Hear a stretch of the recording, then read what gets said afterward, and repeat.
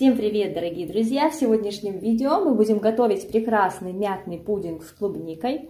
Этот десерт просто как нельзя лучше подходит для приготовления в летнюю жару, так как он прекрасно освежает и также он требует выпечки. Если вы хотите приготовить это божественное лакомство вместе со мной, добро пожаловать ко мне на кухню.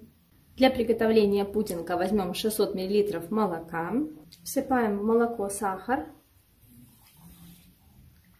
140 граммов, добавляем ванильный экстракт или ванильный сахар и всыпаем 50 граммов крахмала. Крахмал берем кукурузный, потому что картофельный крахмал дает не очень приятный вкус. Тщательно перемешаем, чтобы крахмал разошелся и не было комочков. Если вы боитесь, что у вас не вымешается, можете к крахмалу сначала добавить немного молока, а потом его уже ввести в основную массу. И добавляю мяту. У меня 7 граммов листиков мяты.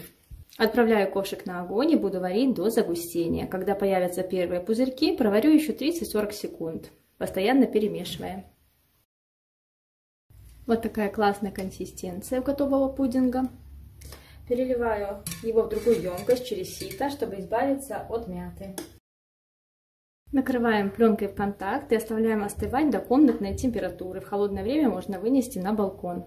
Если вам не терпится быстрее его приготовить, то можно поместить миску с пудингом в холодную воду со льдом и постоянно перемешивая остудить наш пудинг. Пока остывает наша заварная основа, возьмем клубнику и нарежем ее на четвертинки. Я нарезала клубнику. А так как пудинг еще не остыл, я принудительно остудила его на водяной бане до комнатной температуры.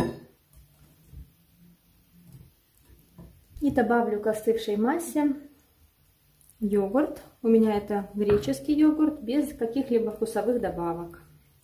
С помощью венчика смешаю обе массы. Я добавляю 300 граммов йогурта, перемешиваю тщательно в однородную массу. И можно приступить к сборке нашего десерта. На дно стаканчика отправляю клубничку.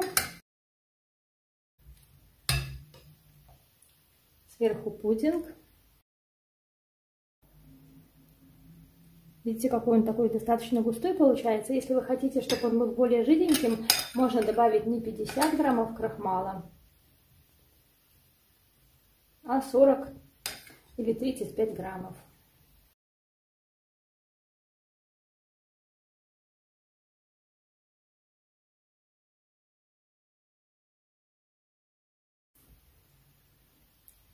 Вот такие аппетитные стаканчики получаются. Собираем таким образом весь пудинг и отправляем его в холодильник.